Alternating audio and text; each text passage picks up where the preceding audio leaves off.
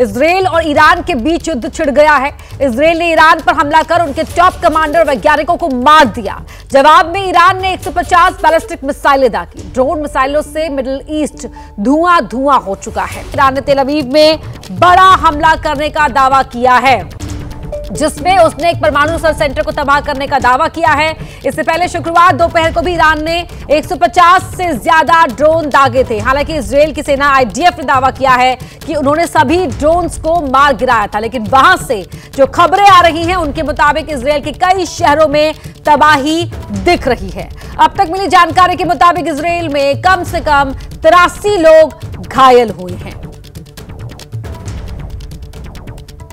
तो ईरान का इजरायल पर जवाबी हमला। हालांकि इजरायल ये दावा कर रहा है कि उसने हवा में ही ईरान की ओर से दागे गए ड्रोन्स को मार गिराया है, लेकिन जो खबरें वहां से आ रही है उन खबरों के मुताबिक काफी तबाही इजरायल के अंदर भी हुई है। 83 लोग जख्मी भी हुए हैं, कई शहरों में नुकसान पहुंचा है और काफी हद तक ईरान यहां पर पलटवार करने में कामयाब रहा है। ईरानी हमले में कम से कम 83 लोग घायल हो गए हैं। दोनों ही ओर से दावा किया जा रहा है कि हमने ज्यादा नुकसान पहुंचाया है। ईरान ने इजरायल पर बैलिस्टिक मिसाइलें भी दागी हैं। तो इजरायल ने ईरान पर हमला बोल दिया है, जिसके बाद फिर से दुनिया पर संकट मंडराता दिख रहा है। ईरान के न्यूक्लियर प्लांट को निशाना बनाकर इजरायल ने जो हमला किया उससे बड़ी तबाही मची दिख रही है। इजरायल ने आखिरकार ईरान के न्यूक्लियर साइट पर हमला बोल दिया। इजरायल ने अपने लड़ाकू विमानों और ड्रोन की मदद से ईरान की राजधानी तेहरान में भी बम की बारिश की। इजरायल ने हमले का वीडियो भी जारी किया, जिसमें इजरायल की ओर से दावा किया गया कि उसने ईरान के सैन्य ठिकानों को बड़े पैमाने पर नुकसान पहुंचाया है। इजरायल ने इस हमले को ऑपरेशन राइजिंग लायन नाम दिया है। זה בעצם הנחיה, דירקטיבה, שאני נתתי לצמרת הביטחונית לפני למעלה מחצי שנה בנובמבר 24. אני מחזיק אותה כאן. הנחיה בעצם לחיסול תוכנית הגרעין האיראנית।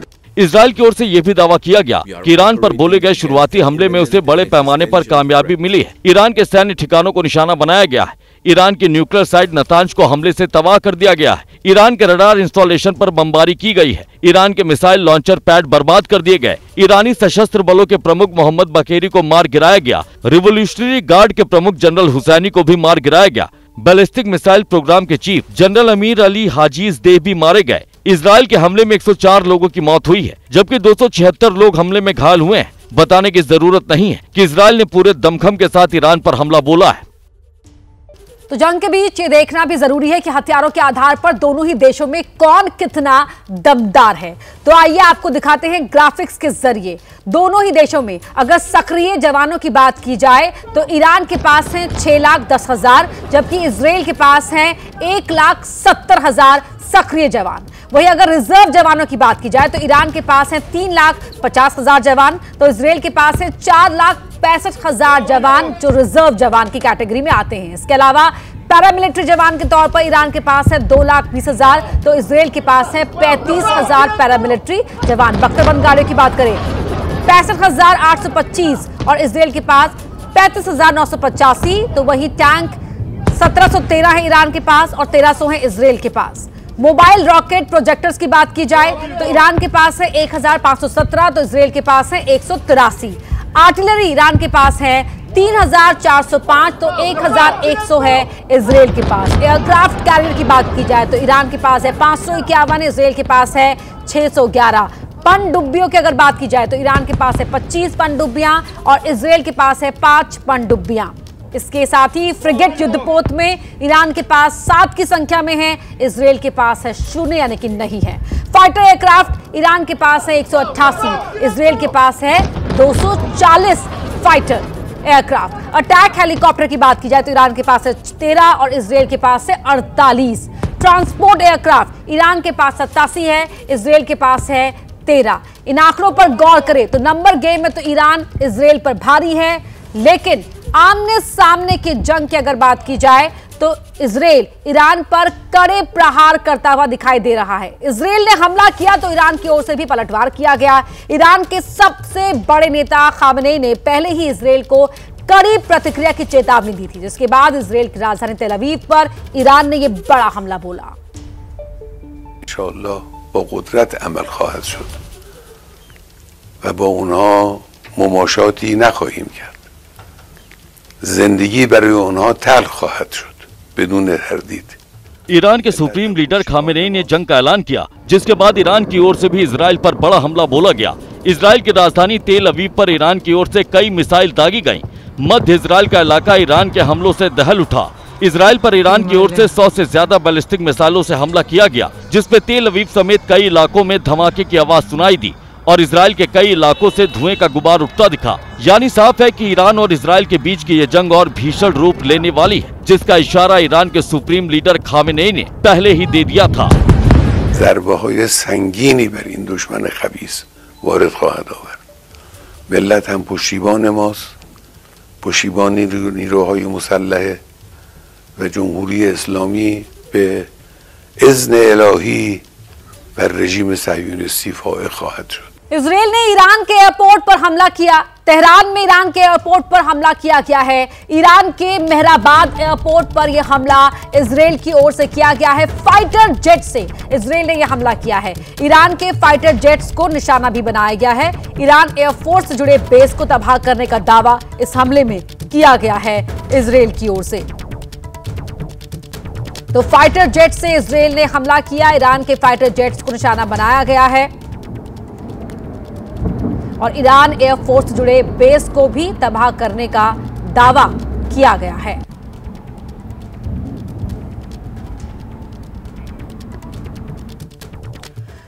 तो आगे बढ़ने से पहले ये समझना भी जरूरी है कि आखिर इस हमले के पीछे इजराइल का मकसद क्या है। आइए ग्राफिक्स के जरिए आपको बताते हैं।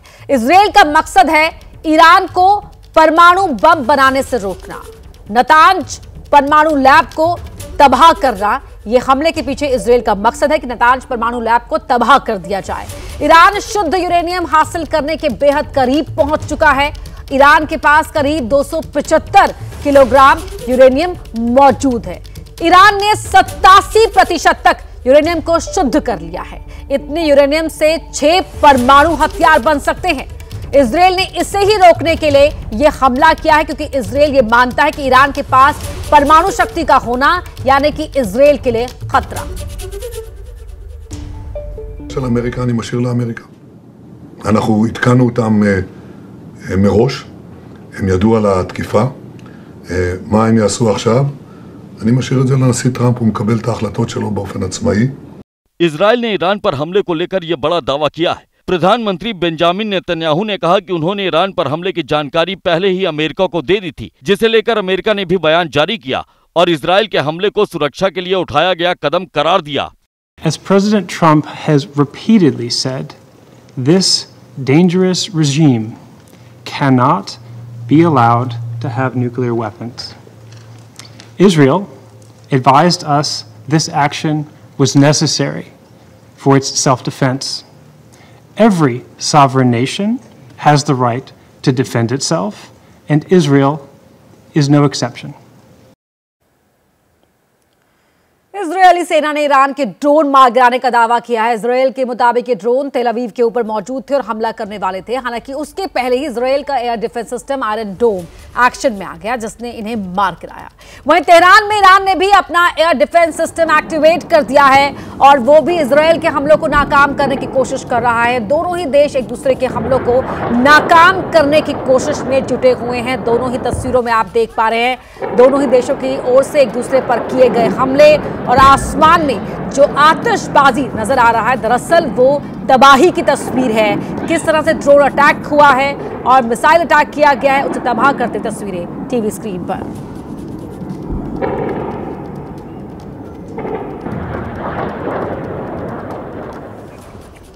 तो वहीं इस जंग के बीच इजरायल और ईरान के बीच नई एडवाइजरी जारी कर दी गई है। इजरायल में भारतीय नागरिकों को निर्देश दिए गए हैं, सुरक्षित रहें और शेल्टर्स के करीब रहे।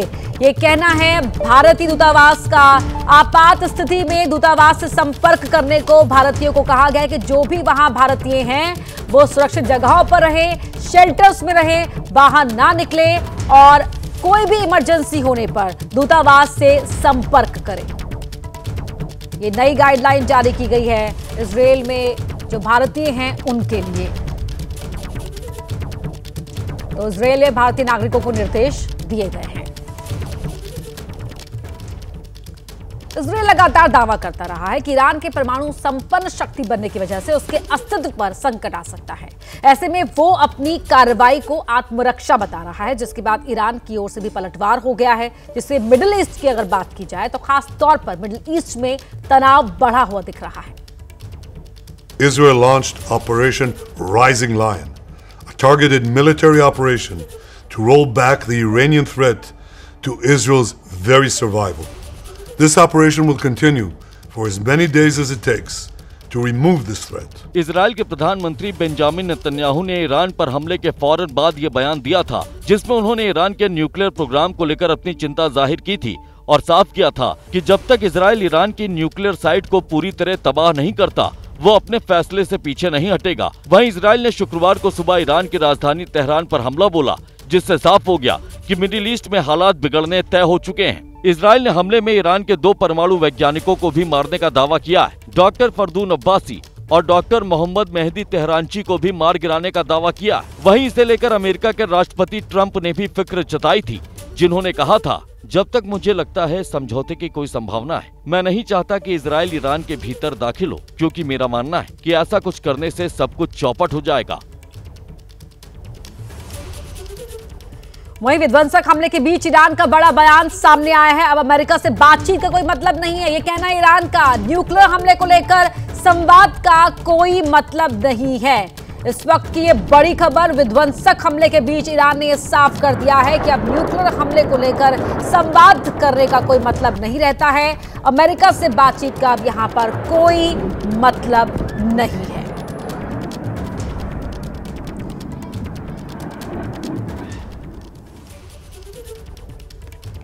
वहीं एबीपी न्यूज से इजराइल के भारत में राजदूत रुवेन अंजार ने एक्सक्लूसिव बातचीत की, जिसमें उन्होंने बताया कि ईरान के परमाणु ठिकानों पर हमला ठोस खुफिया जानकारी मिलने के बाद किया गया। इजराइल और ईरान के बीच बढ़े तनाव से दुनिया की टेंशन में इजाफा हो गया है, जिसे लेकर इजराइल के राजदूत रुवेन अंजार से एबीपी न्यूज के national bureau head Ashish Singh ने खास बातचीत की, जिसमें अंजार ने बताया कि इजराइल ने ठोस खुफिया जानकारी मिलने के बाद ही ईरान पर हमला करने का फैसला किया था। World knows and the IAEA confirmed that Iranians have been accumulating fissile material for 9 months, and the intelligence we have gathered regarding this clandestine group that was trying to create a nuclear weapon, to weaponize the fissile material, is information that is known not only to Israel, but also to the United States and to others. रुवेन Anjar ने साफ किया है कि ये संघर्ष तब तक नहीं रुकेगा जब तक ईरान अपने कदम पीछे नहीं खींचता है। And of course, in the future, if Iran changes approach, there is a prospect for peace in the region and cooperation that we can all enjoy. So we can prevent escalation, but we will continue acting if Iran retaliates, and as you probably know, there is already a barrage of drones on the way to Israel. वहीं जंग के बीच America को Iran की चेतावनी, अमेरिकी base तक होगा हमलों का असर। ये ईरान ने साफ कर दिया है कि इजराइल पर वो हमला जारी रखेगा। ये ईरानी मीडिया की ओर से खबर निकलकर सामने आई है। इससे पहले अमेरिका को साफ कर दिया था ईरान ने कि अब बातचीत का कोई मतलब नहीं रहता है, न्यूक्लियर पर संवाद का कोई मतलब नहीं है, और ये कह दिया गया है कि अमेरिका पर भी असर होगा इस हमले का। अमेरिकी बेस तक होगा हमलों का असर और इजराइल पर ईरान की ओर से यह हमला अब जारी रहेगा।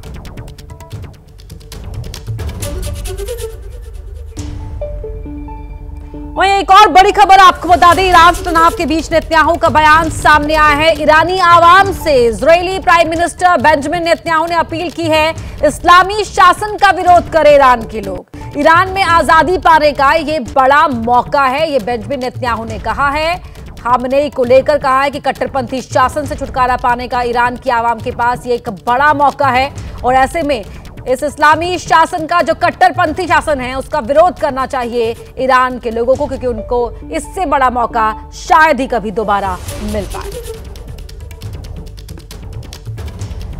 Israel's fight is not with you, the brave people of Iran whom we respect and admire. Our fight is with our common enemy, a murderous regime that both oppresses you and impoverishes you. I am with you. The people of Israel are with you. बात करते हैं राजा रघुवंशी हत्याकांड के, जहां नए नए खुलासे हो रहे हैं। शातिर सोनम और उसके साथी सलाखों के पीछे हैं, लेकिन जैसे जैसे जांच आगे बढ़ रही है, हैरान करने वाला पर्दाफाश हो रहा है। पुलिस की पूछताछ में एक और साजिश का पर्दाफाश हुआ है। सोनम और उसके साथी हर हाल में राजा को मारना चाहते थे। उन्होंने शादी से पहले 3 दफा राजा को मारने की कोशिश की थी। सोहरा में अगर राजा की हत्या नहीं होती तो सोनम उसे शिलांग से 80 किलोमीटर दूर डाउकी ले जाने वाली थी। राजा की हत्या मेघालय में हनीमून के दौरान की गई। पुलिस के मुताबिक हत्या की योजना सोनम की शादी से 11 दिन पहले बनाई गई थी और फरवरी से ही योजना पर काम चल रहा था। राज के 3 साथियों, जिनमें उसका एक चचेरा भाई भी शामिल है, उसको पैसे के लिए नहीं बुलाया गया था, बल्कि वो राज के प्रति वफादारी और दोस्ती की वजह से राजा की हत्या करने की साजिश का हिस्सा बना था। और बड़ी खबर आपको बता दें, राजा हत्याकांड से जुड़ी हुई आरोपियों से अब तक 36 घंटे की पूछताछ हो चुकी है। सभी आरोपियों से अलग अलग सवाल जवाब किए गए हैं। एसआईटी की 3 टीम है जो अलग अलग पूछताछ कर रही है। कुछ सवालों पर सोनम और राज के बयान अलग अलग हैं, ये सोर्सेस बता रहे हैं। जल्द ही सोनम और राज को एक साथ बैठाकर पूछताछ की जाएगी, उनसे सवाल जवाब किए जाएंगे। 36 घंटे की पूछताछ अब तक हो चुकी है और ऐसे कुछ सवाल हैं जिन पर सोनम का कहना कुछ और है, राज का कहना कुछ और है।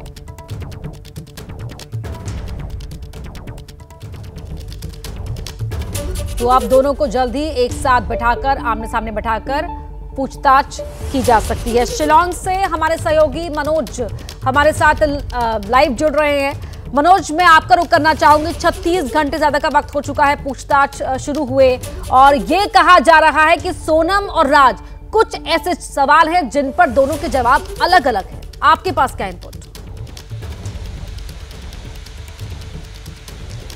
बिल्कुल, देखिए, आपको बताना चाहूँगा कि सभी आरोपियों से फिलहाल जो है अभी अलग अलग पूछताछ की जा रही है। सभी आरोपी 8 दिन की रिमांड पर है। सोनम, राज, इसके अलावा जो बाकी आरोपी हैं वो सभी रिमांड पर हैं। सभी से अभी अलग अलग पूछताछ की जा रही है और सोनम और राज से जो पूछताछ की गई है उसमें हमारे सूत्रों ने जो बताया है कि वो कुछ सवालों पर उनके बयान अलग अलग सामने आ रहे हैं। शुरुआत में ये भी बात सामने आई थी कि दोनों ब्लेम गेम भी खेल रहे हैं, यानी कि सोनम मास्टरमाइंड कभी राज को बताती है तो राज सोनम को मास्टरमाइंड बताता है। फिलहाल पूछताछ लगातार जारी है। वहीं अभी तक की जाँच में ये भी सामने आया है जो बाकी 3 आरोपी हैं वो इससे पहले सोहरा कभी नहीं गए थे, यानी कि जिस इलाके में कत्ल किया गया है राजा रघुवंशी का, उस इलाके में पहले ये कभी नहीं गए थे। तो उस इलाके की इंफॉर्मेशन इनको कहां से मिली, ये जानकारी जो है अब सोनम से जुटाई जा रही है कि क्या सोनम को उस जगह के बारे में जानकारी थी, जो सुनसान इलाका जहां पर राजा रघुवंशी का कत्ल किया गया था, उसके बारे में जानकारी सोनम को कैसे मिली, क्योंकि सोनम ही ने कातिलों को वो जगह दिखाई थी जहां पर राजा रघुवंशी का कत्ल किया जाना था। तो फिलहाल लगातार पूछताछ जारी है। सोनम और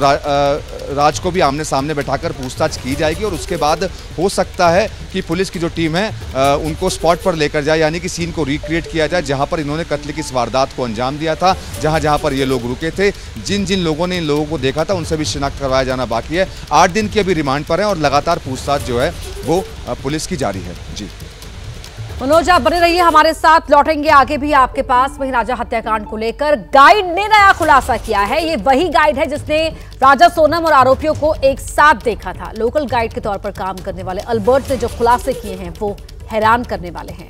अल्बर्ट ने बताया कि सोनम राजा को 22 मई को पहली बार देखा। 22 मई को शाम करीब 4:30 बजे उनकी इन दोनों से मुलाकात हुई। सोनम और राजा डबल डेकर के पास खड़े थे। मैंने, यानी कि अल्बर्ट ने राजा से पूछा कि क्या आपको गाइड चाहिए। राजा ने सोनम से बात करने को कहा। सोनम ने गाइड लेने से इनकार कर दिया। सोनम ने कहा कि वो रास्ता खुद समझ लेगी। मेरे दोस्त ने राजा सोनम को होम स्टे तक छोड़ा। मैंने देखा कि राजा के साथ 3 लोग आगे चल रहे थे। ये तस्वीर है राजा और सोनम की शादी की तस्वीर है। और do you know them? Yeah. Can you recognise? Yeah, but this clothes is different. Yeah. इन चारों में से किसी को, ये जो चारों आरोपी हैं, इन चारों में से किसी? I remember that one person. Check shirt? Yeah, this one. 22 मई को जब आप मिले सोनम और राजा से, कैसे मुलाकात हुई आपकी? How did you meet them? 22nd, I have the case. You going down. In 22nd, I going double decker with another case. The Bhawan Sai came 4:30 something like that. Who is Bhavan Sai? Bhavan Sai is the going guide with them. कोई guide थे आप जानते हैं भावन Sai? Yeah, this is my friend. फिर क्या हुआ? Bhavan Sai came with me. I asked them. He asked me to ask you go to ask them because Bhavan Sai is he don't know English more. First I asked the Raja Raghuvanshi, but Raja he don't know English. Yeah. कह रहे हैं कि भावन साई आपके पास आए जो उनके साथ ऑलरेडी पहले से गाइड थे, उन्होंने आपसे बोला कि तुम जाकर के इनसे बात करो अगर इन्हें गाइड की जरूरत है। दिल्ली से इस वक्त की बड़ी खबर मिल रही। दिल्ली में सीसीएस बिल्डिंग में आग लगने की जानकारी मिल रही है। फायर ब्रिगेड की 15 गाड़ियां मौके पर पहुंच चुकी हैं। तीसरी मंजिल के हॉल में रखे फर्नीचर में आग लग गई। किसी के फंसे होने की फिलहाल वहां पर कोई खबर नहीं है। दिल्ली में सीसीएस बिल्डिंग जहां ये आग लगी है, जनपथ रोड पर है ये सीसीएस बिल्डिंग। फायर ब्रिगेड की 15 गाड़ियां मौके पर पहुंच चुकी हैं। तीसरी मंजिल पर जो फर्नीचर रखा हुआ था उसमें आग लगी है और फिलहाल आग पर काबू पाने की कोशिशें की जा रही है। सुशील पांडे हमारे सहयोगी जुड़ रहे हैं। सुशील, क्या जानकारी? जी देखिए, ये दिल्ली के जो जनपथ रोड पर सीसीएस बिल्डिंग है उसके फ्लोर पर आग लगी है। ये बताया जा रहा है कि शायद शॉर्ट सर्किट की वजह से फर्नीचर में ये आग लगी है, जिसकी वजह से ये आग बहुत तेजी से फैल गई है। हालांकि फायर की 15 गाड़ियां मौके पे हैं, 3 और एक्स्ट्रा गाड़ियां मंगाई जा रही हैं, लेकिन अभी तक जो हमें जानकारी मिली है उस जानकारी के मुताबिक अपना किसी के फंसे होने की कोई आशंका नहीं है, किसी के हताहत होने की खबर नहीं है और आग जो बुझाने का सिलसिला है वो लगातार जारी है। लोगों को फिलहाल अनाउंसमेंट करके जानकारी दी जा रही है कि अगर कोई बिल्डिंग के आसपास है तो किनारे हो जाए, क्योंकि वहीं आसपास बिल्डिंग पर कंस्ट्रक्शन चल रहा था, जिसकी वजह से फिलहाल लोगों को ये बताया जा रहा है कि अगर कोई बिल्डिंग के किनारे है तो वो हट जाए और आग बुझाने का जो सिलसिला है वो लगातार जारी है। पढ़ना 15 फायर ब्रिगेड की गाड़ियां वहां पर हैं सुशील अभी, और कितनी और बुलाई गई हैं एक्स्ट्रा? जी देखिए, 3 से 4 गाड़ियां एक्स्ट्रा बुलाई गई हैं क्योंकि लगातार जो आग है वो फैल गई है और जो लकड़ी के फर्नीचर है उसमें आग फैलने की वजह से कहीं ना कहीं आग की जो भयावता है वो बढ़ रही थी और इसीलिए एक्स्ट्रा गाड़ियां बुलाई गई है ताकि आग पर जल्द से जल्द काबू पा लिया जाए। क्योंकि टेम्परेचर बहुत ज्यादा है और इसलिए फायर की जो गाड़ियां हैं वो एक्स्ट्रा बुलाई गई हैं कि किसी तरीके से जो फर्नीचर में आग लगी है वो ज्यादा न होने पाए और इसीलिए जल्द से जल्द कोशिश की जा रही है कि जो आग लगी है उस पर काबू पा लिया जाए। एयर इंडिया के सीईओ से AI-171 की जानकारी मांगी गई है। Bureau of Civil Aviation Security ने यह जानकारी मांगी है। जानकारी में क्या क्या मांगा है वो आपको बता देते हैं।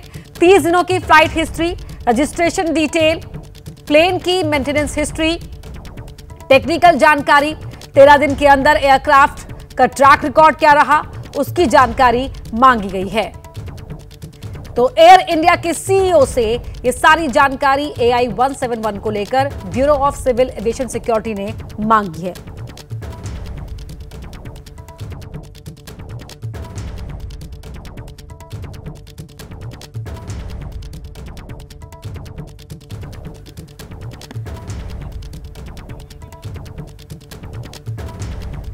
तो Bureau of Civil Aviation Security ने ये जानकारियां मांगी है क्योंकि अब अलग अलग एजेंसी इस हादसे की जांच कर रही है। ऐसे में एयर इंडिया के सीईओ से ये जानकारियां मांगी गई। विमान हादसे के बाद मौके से मलबा हटाने का काम जारी है। विमान का जो हिस्सा बचा है उसमें बचे ईंधन को निकालने का काम चल रहा है। हमारे संवाददाता गणेश ठाकुर मौके पर ही मौजूद हैं। सीधे आपको ले चलते हैं गणेश ठाकुर के पास। गणेश, अब वहां पर क्या कुछ हो रहा है, तस्वीरें भी दिखाइए और साथ ही बताइए भी। जी देखिए अपर्णा, मैं आपको ये सीधे तस्वीरें दिखाता हूँ जो इस AI-171 का टेल यहाँ इस इमारत में फंसा हुआ है उसको निकालने का काम चल रहा है और इसी वजह से 2 क्रेन्स यहाँ पर लगाई गई हैं। इन 2 क्रेनों के सहारे इसकी मदद से ही इस टेल को अपलिफ्ट किया जाएगा और फिर इसे नीचे उतारा जाएगा। अब तक ये इसलिए नहीं किया गया क्योंकि जो प्लेन का फ्लाइट डेटा रिकॉर्डर है, कॉकपिट वॉइस रिकॉर्डर है, DRD, ये सब हासिल करना बचा हुआ था, इसीलिए उसे उस जगह पर रखा गया था। कल ब्लैक बॉक्स रिकवर हुआ, कॉकपिट वॉइस रिकॉर्डर रिकवर हुआ, DDR रिकवर हुआ है। तो ऐसे में अब इसको निकालना बहुत महत्वपूर्ण है क्योंकि संभवतः कुछ लोग अगर वहाँ फंसे हो सकता है। अभी यहाँ के स्थानिक लोग ऐसे बता रहे थे कि आज एक शव सुबह यहाँ से इसी परिसर से निकाला गया। तो अब इस मलबे को हटाने का काम पूरी ताकत से किया जाएगा। इस वजह से इस पूरे एरिया को सैनिटाइज किया गया है, सारे रोड्स ब्लॉक कर दिए गए हैं और सिर्फ यहाँ काम करने वाले लोग, एक्सपर्ट्स की टीम यहाँ पर आ रही है। तो ये 2 क्रेन के सहारे इसे उतारा जाएगा। ये काम बहुत मुश्किल है और इसी वजह से इस क्रेन को जो सॉलिड ऐसी रस्सी कहेंगे या जो चेन कहेंगे उसको अटैच किया जाएगा। इस पूरे टेल को उस चेन से बांधा जाएगा, मजबूती से बांधा जाएगा और फिर इसको क्रेन के ज़रिए उठाकर नीचे लाया जाएगा, जहाँ बाद में इसकी जांच भी होगी। और आपको बता दें कि ये एक महत्वपूर्ण प्रक्रिया इस इन्वेस्टिगेशन के लिए। इस वजह से खुद राज्य के गृह मंत्री हर्ष संघवी यहाँ स्पॉट पर मौजूद हैं और उनके सुपरविजन में या उनकी यहाँ मौजूदगी में ये तमाम एक्सपर्ट्स की टीम काम कर रही है। हमने कल देखा कि दिन भर इस टेल के अगल बगल ही एविएशन एक्सपर्ट्स की टीम काम कर रही थी, जिसमें DGCA, एयर इंडिया और तमाम दूसरे एक्सपर्ट्स यहाँ पर मौजूद थे, क्योंकि ब्लैक बॉक्स ढूंढना इंपॉर्टेंट था, कॉकपिट वॉइस रिकॉर्डर ढूंढना इंपॉर्टेंट था। तो वो अब ढूंढा गया है, तो अब इसको हटाया जाएगा और मलबा क्लियर करने का काम अभी यहाँ शुरू हो चुका है, क्योंकि यहाँ पर सबसे पहले मलबा हटाया जाएगा और बाद में इस पूरे रूट में और कुछ एविडेंस अगर मिलते हैं क्या और कुछ सिस्टम इस एयरक्राफ्ट का अगर चाहिए होगा तो उसे ढूंढा जाएगा। तो आप देख सकते हैं ये पूरा परिसर अब सैनिटाइज्ड है और इसी तरह जिस तरह ऊपर ये प्लेन अब जाते आप देख रहे हैं, इसी तरह ये AI-171 भी यहाँ से टेक ऑफ करने के लिए निकला था और अब यहाँ पर बाहर इसको निकालने की कोशिश चल रही है, इस तेल को निकालने की कोशिश चल रही है। गणेश, जिस तरह से आपने एक्सप्लेन किया, काफी जटिल प्रक्रिया और महत्वपूर्ण प्रक्रिया इस समय वहां पर की जा रही है, कितना वक्त इसमें लग सकता है अभी? और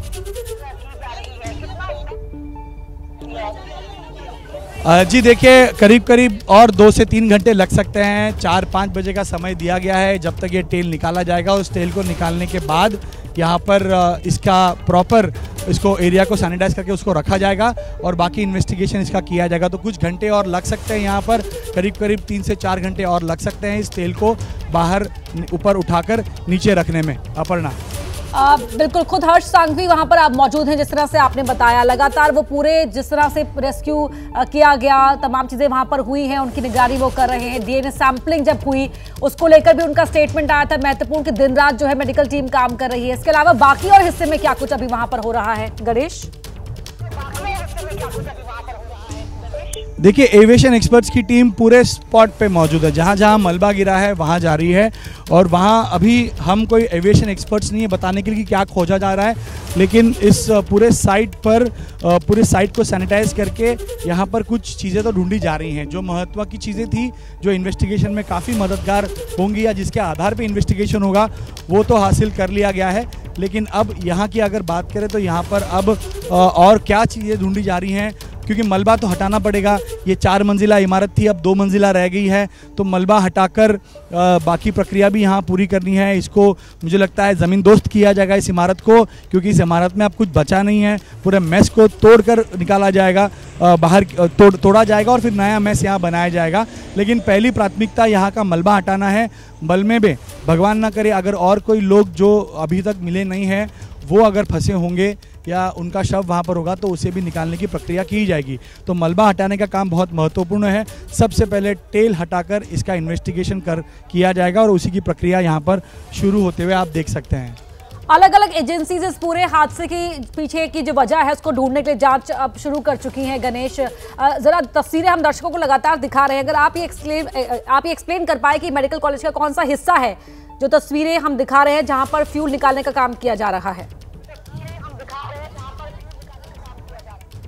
जी देखिए अपर्णा, ये एयरक्राफ्ट का टेल है और इस जैसे एयरक्राफ्ट यहाँ ऊपर से आया था तो क्रैश होते या जो कैटास्ट्रोफिक लॉस हुआ था इस एयरक्राफ्ट का उसकी वजह से ये नीचे आया और सबसे पहले जो नोज़ होता है प्लेन का वो इस इमारत को टकराया और टकराते हुए अंदर गया। लेकिन आगे जाकर जब इमारत से टकराने के बाद जो आखिरी का हिस्सा था टेल का वो यहाँ पर बचा हुआ है, इंटैक्ट है या क्षतिग्रस्त है, लेकिन उसके अंदर जो आखिरी पार्ट होता है इसका एयरक्राफ्ट का उसको निकालने का काम चल रहा है। तो ये टेल है, बताया ये जा रहा है कि इसी टेल से कल इन्वेस्टिगेशन या खोज करते हुए ब्लैक बॉक्स और कॉकपिट वॉइस रिकॉर्डर बरामद किया गया। तो इस टेल को अब नीचे निकालकर इसके अंदर और कोई चीज़ें हैं जिसका इन्वेस्टिगेशन में फ़ायदा होगा उसको ढूंढा जाएगा।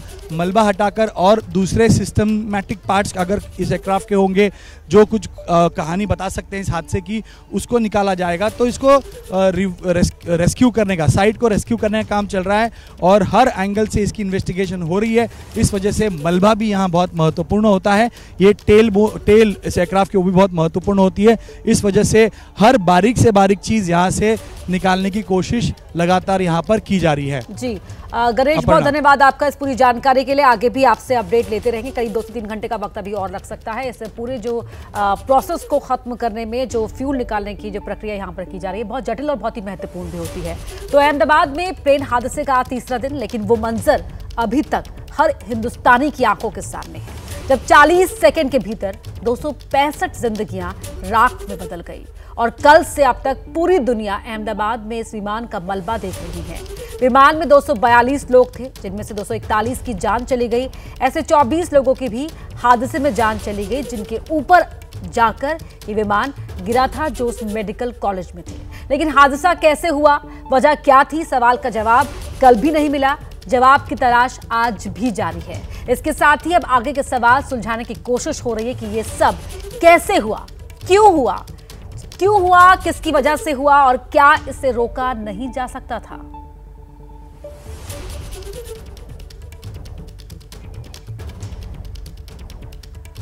तो हादसे के तुरंत बाद डीजीसीए ने अपनी जांच में फील्ड ऑफिस से तत्कालिक रिपोर्ट मांगी। साथ ही आवश्यकता पड़ने पर एयरलाइन को कारण बताओ यानी शो कॉज नोटिस भी जारी कर दिया गया है। डीजीसीए ने हादसे के अगले ही दिन एयर इंडिया के ड्रीम लाइनर विमानों को लेकर एक सुरक्षा आदेश भी जारी किया। अहमदाबाद में हुए एयर इंडिया की विमान हादसे के बाद अलग अलग एजेंसियां जांच में जुटी हुई हैं। घटनास्थल पर कल जहां गुजरात एटीएस, फॉरेंसिक की टीम, एनआईए की टीम, गुजरात पुलिस, साथ ही साथ डीजीसीए की टीम भी घटनास्थल पर पहुंची। इसके अलावा एनएसजी की टीम भी बड़ी बारीकी से इस पूरे मामले की जांच में जुटी हुई है।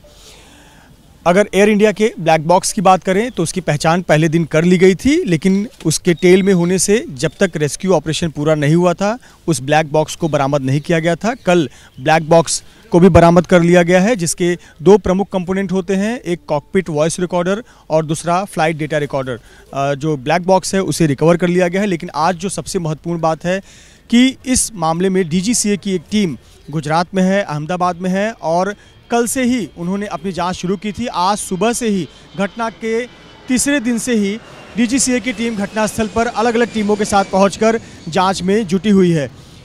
डीजीसीए की जो प्रमुख कार्य हैं उसमें से नागरिक उड्डयन की सुरक्षा सुनिश्चित करने वाला एक प्रमुख नियामक ये निकाय है जो एयरलाइनों, पायलटों, इंजीनियर, हवाई अड्डों के लाइसेंस जारी करता है। इसके अलावा विमानों की मरम्मत, रखरखाव और उड़ान संचालन के लिए नियम तय करता है।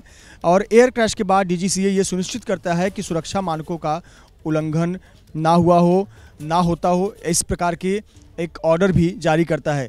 एयर इंडिया विमान हादसे के बाद डीजीसीए इस वक्त ग्राउंड जीरो पर है और विमान दुर्घटना के बाद डीजीसीए फील्ड ऑफिस से एक रिपोर्ट मांगता है और अगर आवश्यक हो तो ऐसे पर एक शो कॉज नोटिस भी जारी करता है। डीजीसीए कभी कभी प्रारंभिक स्तर पर जांच दल बनाकर सबूतों को, तथ्यों को इकट्ठा करने का कार्य भी करता है। जिस प्रकार से कल डीजीसीए ने एक ऑर्डर भी जारी किया जिसके मुताबिक एयर इंडिया के जितने भी ड्रीम लाइनर हैं वो उड़ान भरने से पहले कई जो पैरामीटर्स हैं उसकी जांच की जाएगी और उसके बाद ही वो विमान उड़ान भर पाएगा। डीजीसीए का ऑर्डर ये एयर इंडिया के ड्रीम लाइनर के संबंध में है जिसको कल जारी किया गया था।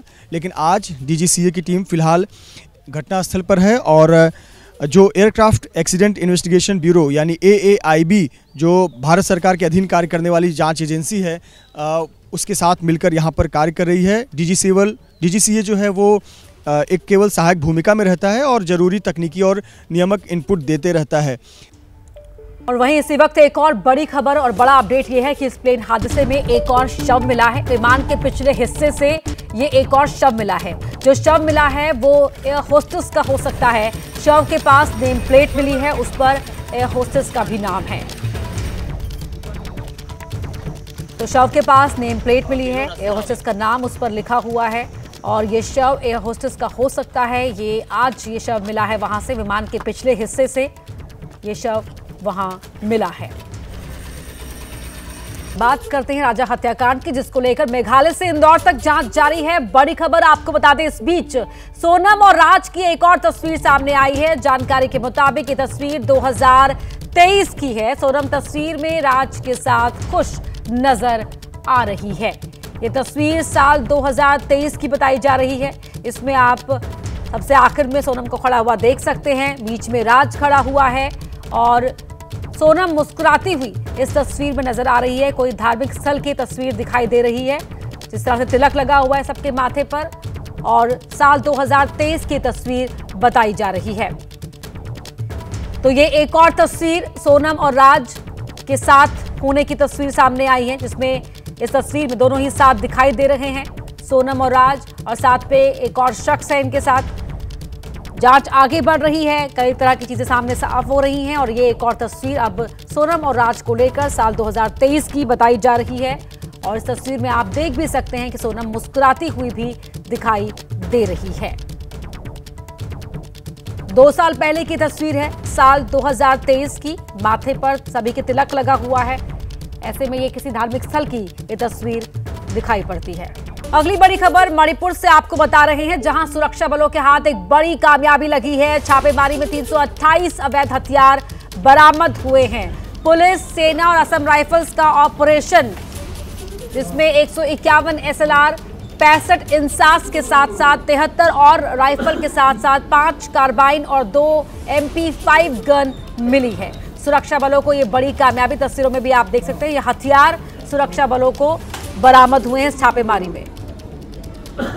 151 SLR, 65 INSAS, 5 carbene, 2 MP5 gun भी बरामद हुई है। भारी मात्रा में हथियार और गोला बारूद यहां इस छापेमारी से मिला है।